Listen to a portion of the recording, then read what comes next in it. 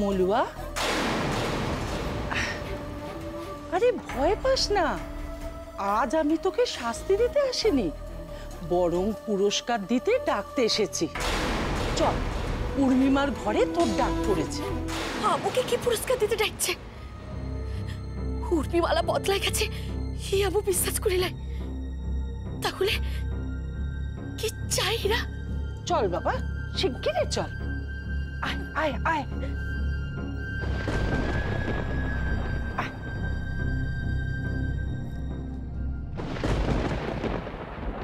আয় আয় আয়।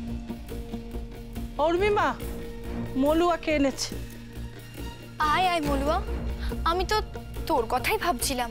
উর্মিমালা এত মিষ্টি করে আমার সঙ্গে কথা বলছে কেন? ব্যাপারটা কি?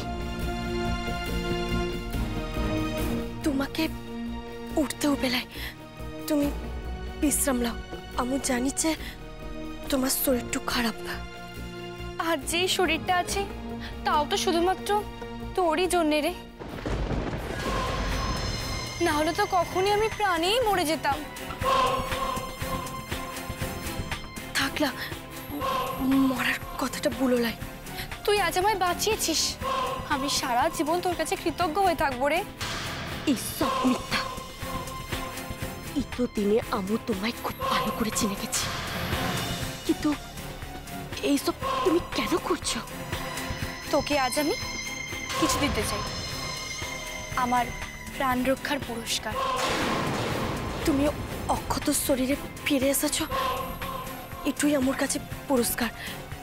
আমার আর কিছু চাই না।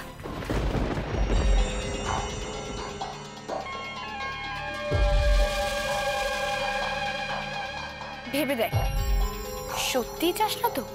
টাকা পয়সা সোনা দানা এসব কোনো কিছুতে আমার কোনো লোভ নাই। ধর আমি যদি তোকে অন্য কিছু দিই, তাও তুই নিবি না? অন্য কিছু? ধর আজ যদি তোকে আমি সূর্যকুমারের ঘরে যাওয়ার অনুমতি দিই, তাহলে কি রে, যাবি না? যুবরাজের কাছে হঠাৎ যেতে বলছে, কি চাই ও?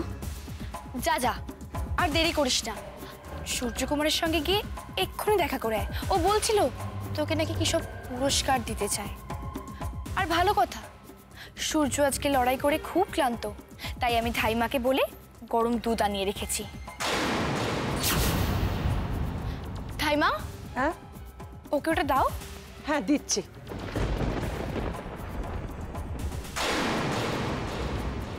যা, এটা নিয়ে তুই সূর্যকুমারের ঘরে যা, আর পুরো দুধটা কিন্তু খাইয়ে দিস, কেমন? না হলে আবার হয়তো ক্লান্ত হয়ে ঘুমিয়েই পড়বে, বুঝেছিস? ও তাই মানে এই জন্যে এতক্ষণ ধরে এত নাটকটা করলে তুমি উর্মিমালা? আমুকে দিয়ে যুবরাজকে এই দুধটু খাওয়াবে বলে? আমু জানি ওই দুধটুতে বশীকরণের মন্ত্র পড়া আছে। আজ এই পূর্ণিমার রাতটুতে আমুর এই হাত থেকে দুধটু খেলে যুবরাজ আবার আমুকে আবার ভুলে থাকবে।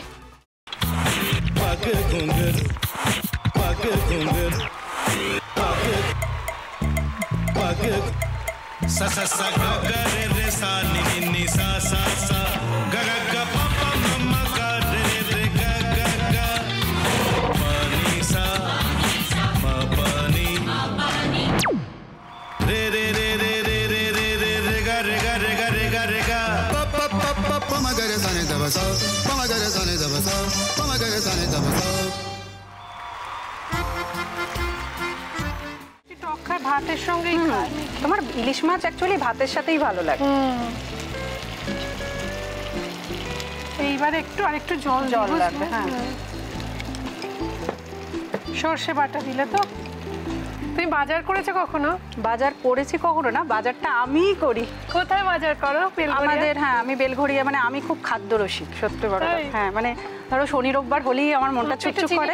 হ্যাঁ দেখো ঠিক হচ্ছে কিনা, তারপর বলো। তোমার যাই এখানে ওখানে খেতে, রেস্টুরেন্টে।